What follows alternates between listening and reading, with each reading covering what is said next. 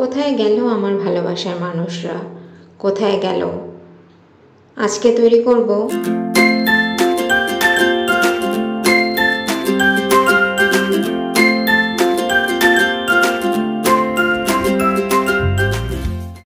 খুব সুন্দর করে 8 পিস মাছ নিয়ে নিয়েছি। কই মাছ, যেটা সবার একদম পছন্দের মাছ। আজকে আমি কই মাছগুলো ধোয়াটা ভালো করে দেখিয়ে দেব।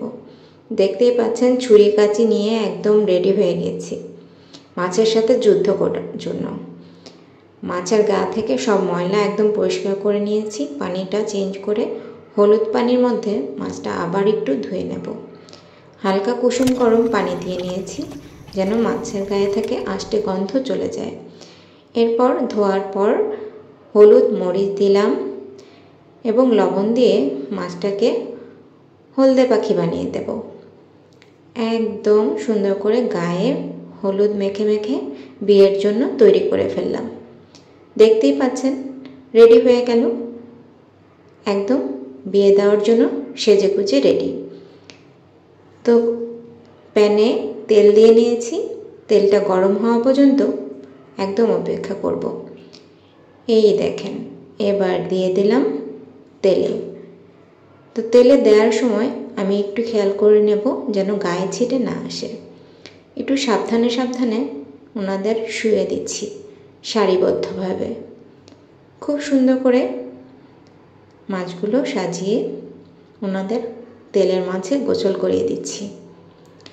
দেখতেই পাচ্ছেন খুব সুন্দর করে কিন্তু মাছগুলো ভাজা হচ্ছে। আমি মাছ ভাজা খেতে খুবই পছন্দ করি। আপনারা কে কে পছন্দ করেন? আমার খুবই ভালো লাগে। দেখতেই পাচ্ছেন ওনাদের সাজুগুজু করিয়ে দিচ্ছি। তারপর অন্য একটা প্যানে তেল নিয়ে নিলাম। কুচি করে রাখা পেঁয়াজগুলো তেলের মাঝে দিয়ে দিলাম, দিয়ে দেব এবং নেড়ে চেড়ে এই পেঁয়াজগুলো ভেজে তুলব। ভাজতে ভাজতে লাল হয়ে গেলে দিয়ে দেব পেঁয়াজ বাটা। সামান্য পানি দিয়ে দিলাম মশলাগুলো কষানোর জন্য। হলুদ মরিচ এবং স্বাদ মতো লবণ দিয়ে দিলাম মশলার জন্য। মাছে আগেই লবণ আছে, তাই কিন্তু এখানে সামান্য লবণ দিলাম। ভাজা হওয়া শেষ। এবার পর্যাপ্ত পানি দিয়ে হলুদ দেওয়া ভাজা মাছগুলো গোসল করানোর জন্য এখানে দিয়ে